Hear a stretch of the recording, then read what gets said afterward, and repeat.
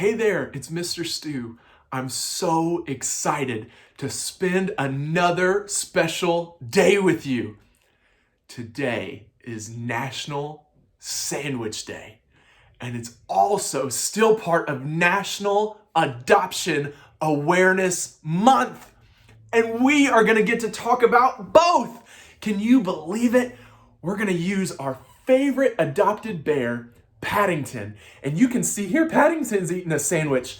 Paddington loves marmalade sandwiches. Marmalade's kind of like a jelly that Paddington puts on bread, and then he eats them all up and he hides the sandwich under his hat. And later today, we'll learn a story about when Paddington had a sandwich and it almost got him in trouble. We're also gonna find out a sandwich that you can make yourself right at home. So come on, let's get started. Today's such a special day.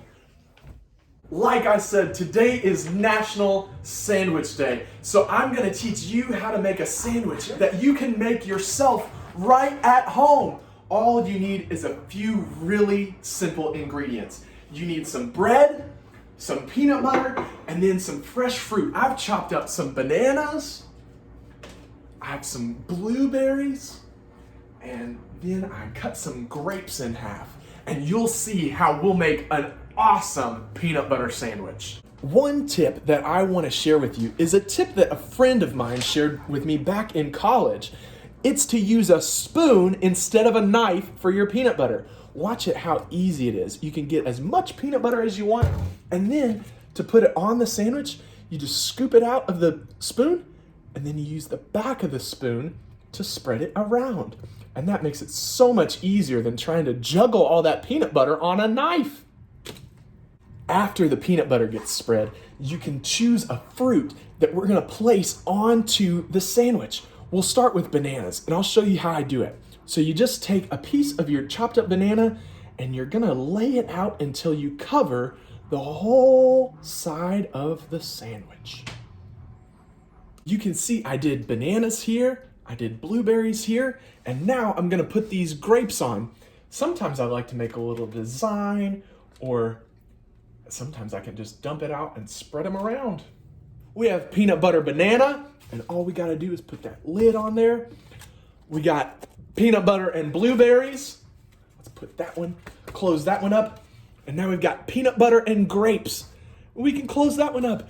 This is so much better tasting and so much better for you than peanut butter and jelly. And I hope that you'll try to make one too. That was so fun. And now you know a sandwich that you can make all by yourself. It's time now to find out how Paddington almost let a sandwich get him in trouble. I've told you that Paddington is an adopted bear, and he was adopted by a family called the Browns. Now he has Mr. Brown and Mrs. Brown, and he even has some siblings in this family. And in this story, Paddington got taken to a theater. That's where you can watch people act on a stage. And Paddington was there for the very first time, and this is the story of what happened. The theater was quite full, and Paddington waved to the people down below. Much to Mrs. Brown's embarrassment, several of them pointed and waved back.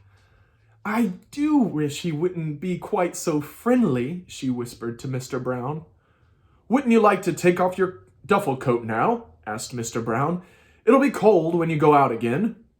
Paddington climbed up and stood on his chair. "I think perhaps I will," he said. "It's getting warm." Judy started to help him off with it. "Mind my marmalade sandwich!" "There's the sandwich," cried Paddington, as she placed it on the ledge in front of him. But it was too late. He looked round guiltily. "Crikey," said Jonathan.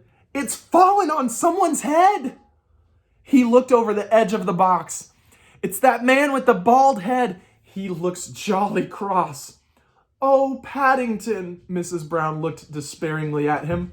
"Do you have to bring marmalade sandwiches to the theater?" "It's all right," said Paddington cheerfully. "I've some more in the other pocket if anyone wants one.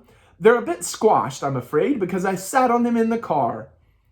There seems to be some sort of a row going on down below, said Mr. Brown, craning his head to look over the edge. Some chap just waved his fist at me. And what's all this about marmalade sandwiches? Mr. Brown was a bit slow on the uptake sometimes. Nothing, dear, said Mrs. Brown hastily. She decided to let the matter drop. It was much easier in the long run. Well, Paddington had a marmalade sandwich that he hides under his hat, and when he put it on the ledge of the balcony, it fell off and plopped right on a man's head. Can you believe it? I hope that your National Sandwich Day was a little bit better than Paddington's, because Paddington might have gotten in some trouble over that. And I hope that you had a great time making sandwiches with me. I know that my day was special because you were a part of it. Join me next time for another super special day.